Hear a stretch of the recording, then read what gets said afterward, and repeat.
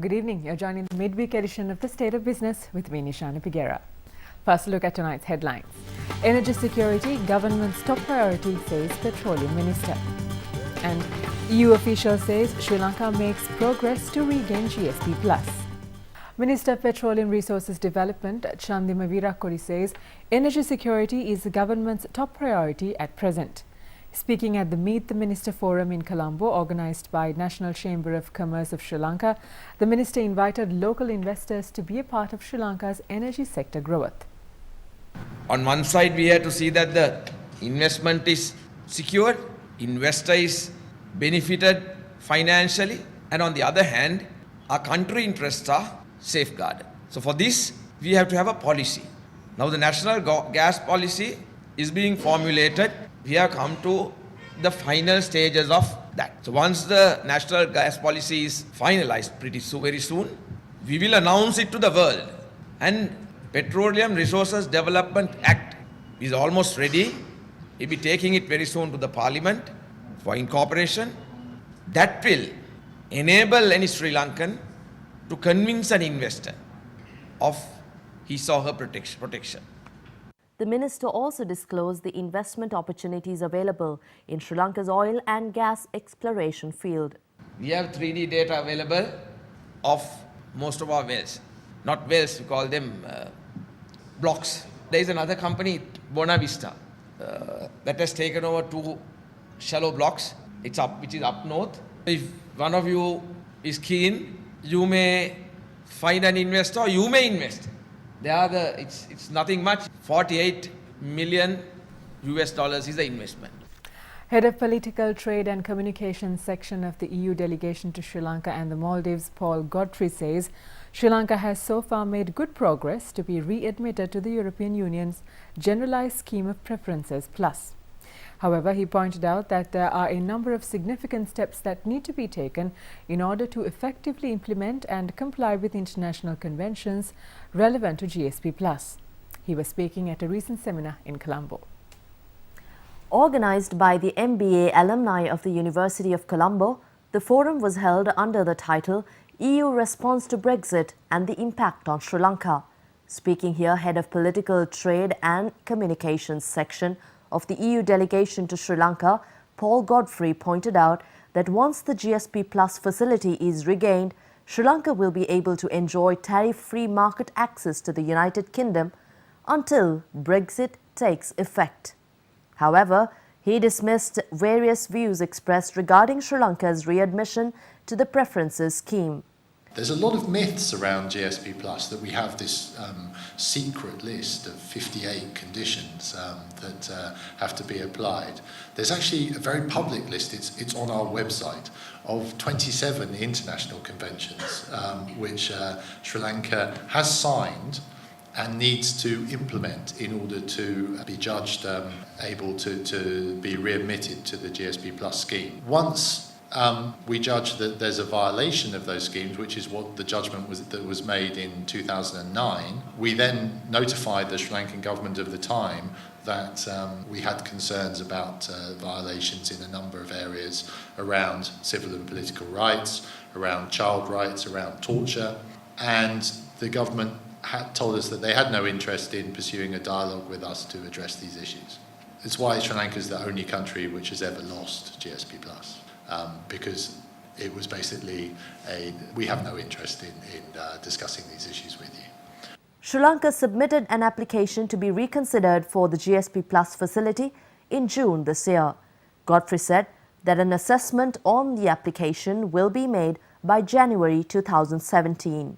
And a recommendation that will come from the European Commission to the European Parliament and the European Council as to whether Sri Lanka should be admitted to GSP+.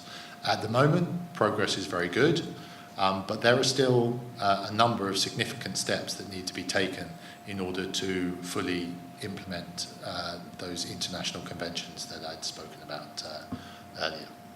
So, GSP+, what does it mean? It basically means that tariff-free access for, I think, 91% of Sri Lankan exports to the biggest market in the world.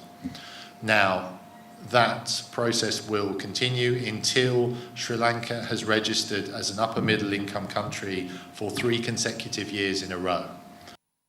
The State of Business will return with more news after this short break. Do stay with us.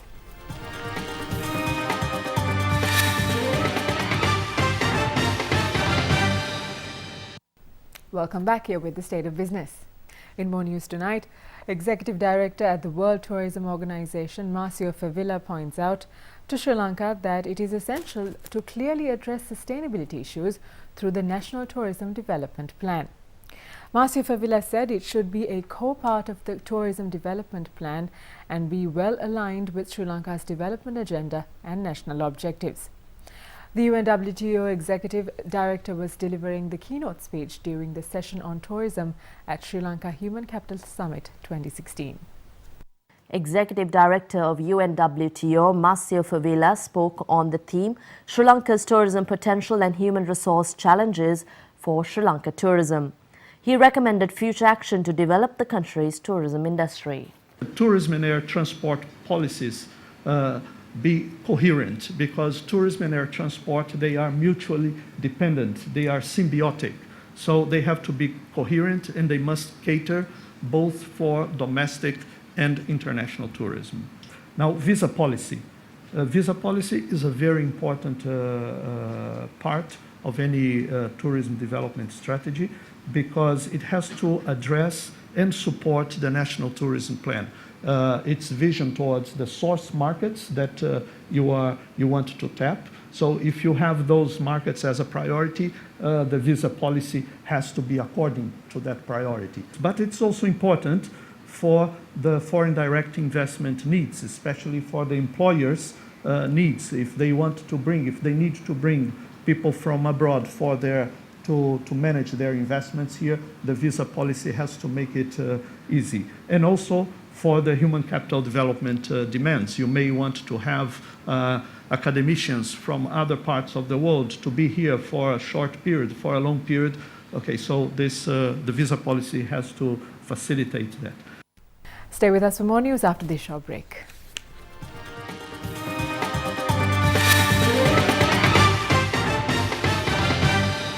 Welcome back to the show.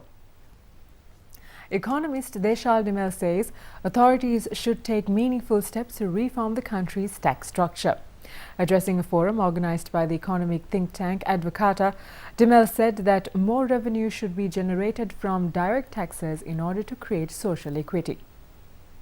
Anybody, whether they're rich or poor, goes out and buys any good, let's say, loaf of bread, you're still subject to the same tax that anybody who is rich is doing as well. So it's a very regressive tax in the way that it affects. In terms of equity, it's not an ideal kind of situation. So when we try to purchase a vehicle and you see that the effective tax on your vehicle is 200%, a lot of that is influenced by the fact that we have to finance the government's excessive consumption. So in order to make it a sustained growth and an equitable revenue structure, we need to shift from this reliance on indirect taxes and to a more equitable balance between indirect and direct taxes. To do so, one thing that we can use is much better use of information systems. Now, the tax department, I'm aware, is running a new system called RAMIS, which I think should go some way towards addressing this. But even more important is necessity to simplify our taxes and our returning procedures. That is one thing that can minimize room for discretion, minimize room for decision making by the tax officers, and that makes it much more clear, much more easy to manage tax collection. And also you have to combine that with much more significant penalties for tax evasion. That and of course the issue of rationalizing tax holidays. And now let's take a look at some more news in brief. Junior Chamber International Sri Lanka recently organized the third session of BizMeet 2016, a professional networking event aimed at promoting consistent ethical business practices among the country's future corporate leaders. The third session of BizMeet was held under the topic Diversity in Inclusion for Sustainable Growth. A panel of leaders, including former MP Rosie Senanayake, discussed tools required to constantly make ethical decisions even during challenging times.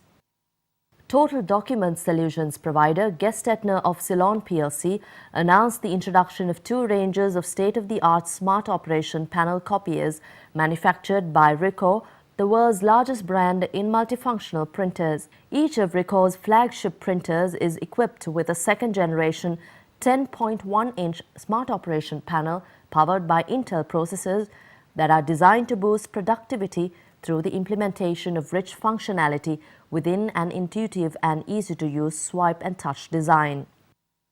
Emerald is offering its customers cash prizes worth 6 million rupees when purchasing an Emerald shirt in celebration of its 60th anniversary. During the Win with Emerald campaign, customers should SMS the code given in the scratch card, which comes along with shirts purchased, to find out instant results. Founded in 1956, Emerald celebrates 60 years of expertise in the shirt industry this year under the theme Emerald Ideology. And with that, we sign off from the newsroom for tonight. Tune in tomorrow at the same time. Until then, thank you for watching. Good night.